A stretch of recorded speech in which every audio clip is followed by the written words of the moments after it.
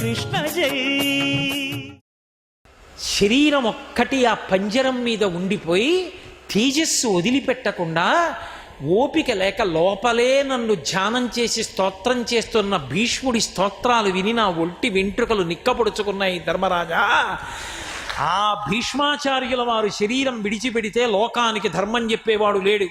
అంత చదువుకున్నవాడు, అన్ని ధర్మ సూక్ష్మములు తెలుసున్నవాడు, ఇక లోకానికి చెప్పేవాడు లేడయా. ఆయన శరీరం విడిచిపెట్టే లోపల వెళ్ళు దర్శనం చేయి.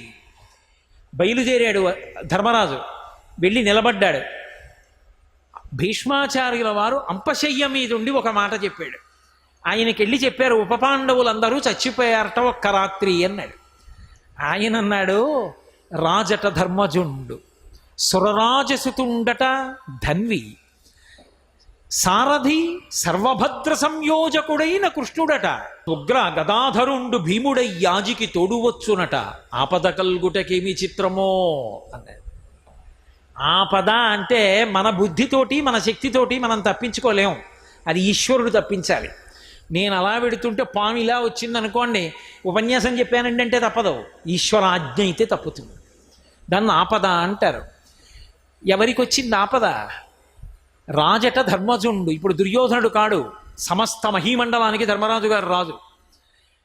సురరాజసుతుండట ధన్వి, దేవేంద్రుడి కొడుకు, చేతిలో ధనస్సున్నవాడు, అర్జునుడు పక్కన ఉంటాడు. ఇవన్నీ ఒకెత్తు. సారథి సర్వభద్ర సంయోజకుడైన కృష్ణుడట, రథాన్ని నడిపేటటువంటి సారథి, అందరికీ భద్రతని కల్పించగలిగినటువంటి కృష్ణ భగవానుడు. ఉగ్ర గదాధరుండయ్యాజికి తోడువచ్చునట, చేతిలో గదాదండాన్ని పట్టుకుని కోపంగా తిప్పుతుండే భీమసేనుడు ఎప్పుడూ అర్జునుడితో ఉంటాడు ధర్మరాజుతోటి. ఇటువంటి వాడికి ఆపద కల్గుటకేమి చిత్రమో. ఈయన పిల్లలే చచ్చిపోయారంటే లోకంలో ఆపద అంటే ఎంత భయంకరంగా ఉంటుందో అది తప్పించగలిగిన వాడు భగవంతుడు ఒక్కడే. సరే, అర్జునుడు వెళ్ళాడు, ధర్మరాజు వెళ్ళాడు, కృష్ణ భగవానుడు వెళ్ళాడు. అంపశయ్య మీద పడుకుని భీష్మాచార్యుల వారు శ్రీకృష్ణుణ్ణి స్తోత్రం చేశారు. నైమిషారణ్యం లాంటి చోట భాగవతంలో వినడము అంటే అదిగో ఆ స్తోత్రం వినాలి.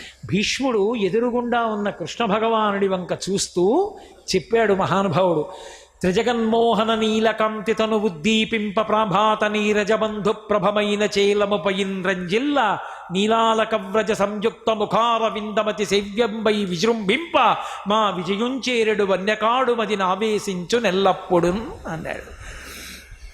త్రిజగన్మోహన నీలకాంతి, మూడు లోకములను కూడా మోహింప చెయ్యగలిగినటువంటి నల్లటి కాంతితో ఉండేటటువంటి వాడు, నీలకాంతి తను ఉద్దీపింప ప్రాభాత నీరజబంధు ప్రభమైన చేలము పైన్ రంజిల్లా, ప్రభాత కాలంలో ఉండేటటువంటి సూర్యబింబం యొక్క బంగారు కాంతులు ఎలా ఉంటాయో అటువంటి ఉత్తరీయం కప్పుకున్నవాడు, ప్రాభాత నీరజబంధు ప్రభమైన చేలము పైన్ రంజిల్ల నీలాలకవ్రజ సంయుక్త ముఖార విందమతి సేవ్యంబై విజృంభింప, ఆ ముంగురులు వచ్చి నుదుటి మీద ఇలా పడుతుంటే అలా పడుతున్నటువంటి ముంగురులతో కూడుకుని సారథ్యం చేస్తున్నటువంటి ఆ కృష్ణుడున్నాడే, ఆ కృష్ణ భగవానుండి నా మనసు ఆవహించుగాక.